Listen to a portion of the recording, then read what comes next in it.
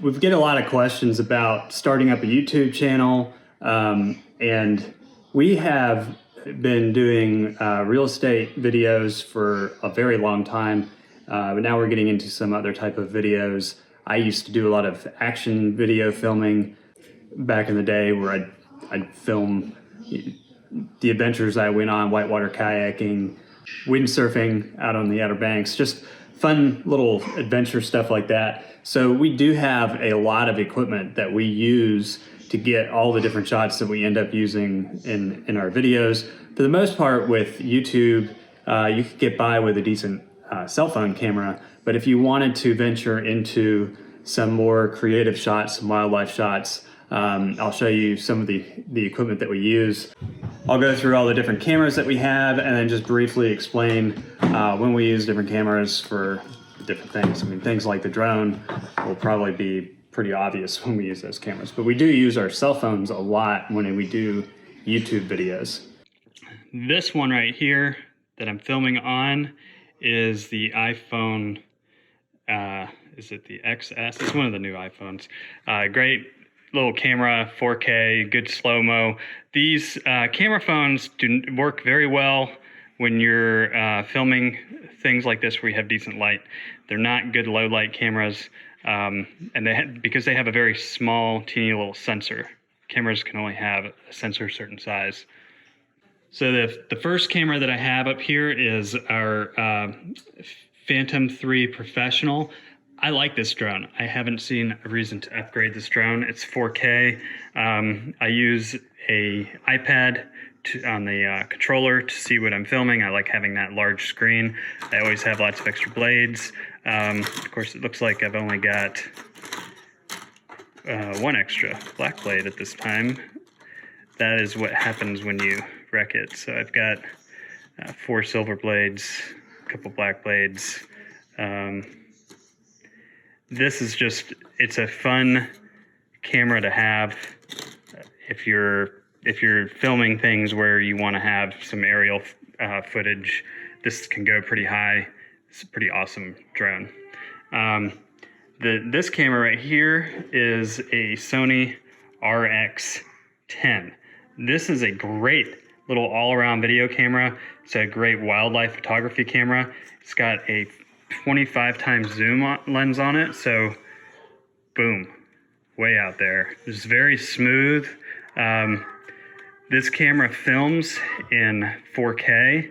It also films in 1080p, and it has an incredible slow-mo option. It can go up to 999 frames a second, like basically 1,000 frames per second in 720, which is pretty cool if you're filming sports, action, and you want to get some really cool slow-mo films. We have a lot of different accessories for the camera, extra batteries, lots of different chargers, cords. That's a pretty cool camera. Okay, so this is our Canon 7D. This is a camera that we've been using a lot over the years. We used to have a Rebel T3, but that only films in 720. This one films in 1080. So this camera is primarily a photography camera. If you saw the picture that I took of the blood moon, that was with this camera and a zoom lens. But what I like about this camera is even though it only films in 1080p, 30 frames per second, versus this camera, which, you know, we do a lot of film in 60 frames per second, 120 frames per second. This one has interchangeable lenses and a lot of DSLR functions that I like to have, and that the price between those two cameras, original price was about the same. Now you can get one of these, the body, for about $1,000 to $1,300 versus $2,000. So it's definitely getting more affordable. This is just a great all-around camera to have. We do have a power cord for this camera, so basically this replaces the battery, and you can plug it in for long duration films. That's kind of essential to have. So this is a fisheye lens, which is pretty cool. I could put it on the Canon and I could put it on the Sony. It just basically is a lens that would screw on to the ends. We have different adapters for it. Kind of a cool little effect lens if you wanted to have something like this. But we also have lots of different like lenses to put on the cameras depending on what kind of light you're shooting in. Some polarized stuff if you're shooting down into water. It's good to have all these different accessories if you're going to be semi-serious about filming or doing anything. None of these cameras are cinematic cameras, but they're great for YouTube videos, they're great for business marketing videos, they're great for small production. We have a lot of different SD cards. You can never really run out of memory. This way we can switch out SD cards while we're filming and then empty them off later on and get a fresh start. So we have a lot of SD cards, SD cases, tripods. We've got, this is kind of like you put the camera on there and you can hold it and walk it around. It's not really a gimbal, it's just a cheapo little tripod, but you can attach things to it, and that's kind of a nice thing to have. If you're carrying a mic and a light and multiple things, you can do it all with that tripod right there, or that little handheld. This is a pyramid tripod. We use that a lot. And this is kind of like, it's a little tripod that you can attach to just about anything. You can put your iPhone there, GoPro there. So up here, I've got different microphones. This is a lavalier microphone. These little boyas are inexpensive. They work pretty well. I really like, for the top of the camera, this microphone. It's a Rode microphone. This one is a very cheap microphone. I think it may improve sound quality a little bit from just the regular DSLR camera built-in microphone, but it doesn't take away a lot of the background noise like this one does or these do. We use this microphone the most, and then we use those when we're actually just focused on talking. Lights. Now this is kind of a cool light. It attaches to the top of your camera. It's a bright thing.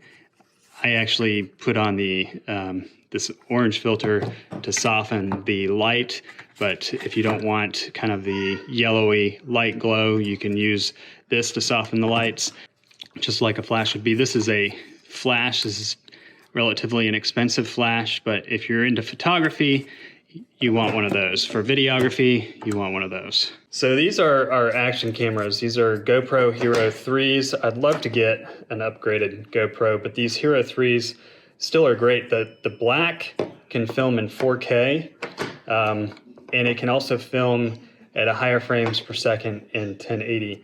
And then the Hero 3 can do 1080 at about 30 frames per second, I believe. This one does 60 frames per second in 1080. Both of these are great action cameras. I love GoPros. I have some extra batteries for them, lots of different accessories for the GoPros. It's a chest harness, great little thing to have. We've used that a lot with snowboarding. You can get some pretty cool shots with the camera attached to your chest if you're doing some action stuff. This little movie camera, this is just kind of like something you can put on your belt if you're just trying to get some kind of like behind the scenes shots. It shoots in HD, but I think it's 720. I don't think it's 1080. So it's nothing too impressive, but it's a fun little camera if you wanted a hidden camera effect for some of your shooting. So we have lots of accessories. You definitely want to have a lens cleaning kit on hand if you're shooting. We'll probably clean all of our lenses before we pack up the cameras. So real quick, I thought I'd go over some of our camera cases. This is just an old camera case that I use for our microphones. It works pretty well for the microphones that we have for now. It's just nice to be able to pack them in somewhere and make sure that they're safe because we don't want anything to damage the microphones. For my cell phone, I use the OtterBox. It's an awesome box. The actual case is on the phone, but clips onto your belt. DJI makes a case that is fantastic for the actual drone. Keeps everything really well organized. It's kind of in the form of a backpack, which is nice if you're doing some adventure shooting. There's the inside. You can put a lot of different accessories in there with your DJI drone. Just a good, hardy, hard case. For drones, I really recommend having something like that. You don't want to just carry it around. I had an old drone that I carried around in a box and it broke. It was bad. Canon, very simple little setup there. Got all of our lenses, lots of space for storage in these camera bags from Canon. And I like these bags for a DSLR. but I'm going to show you another one that I really like even better, and I'd like to get a big case for our Canon camera at some point.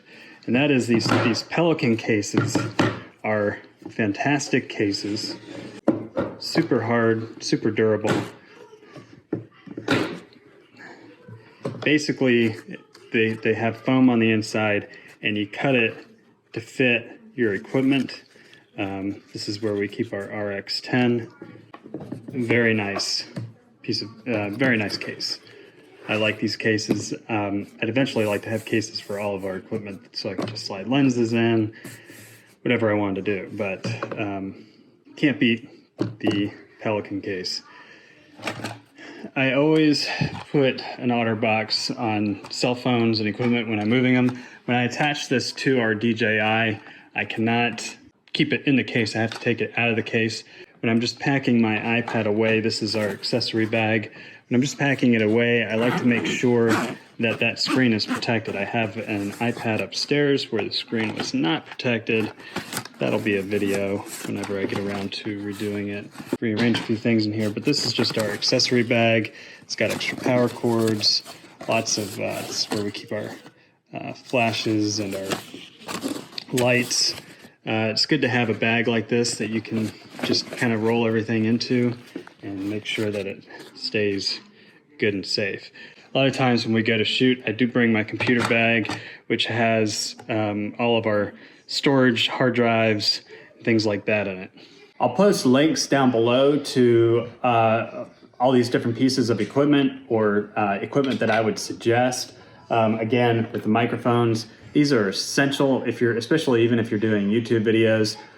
You've got to have a decent microphone. Otherwise, you get a lot of echo, like I probably have right now with the camera phone.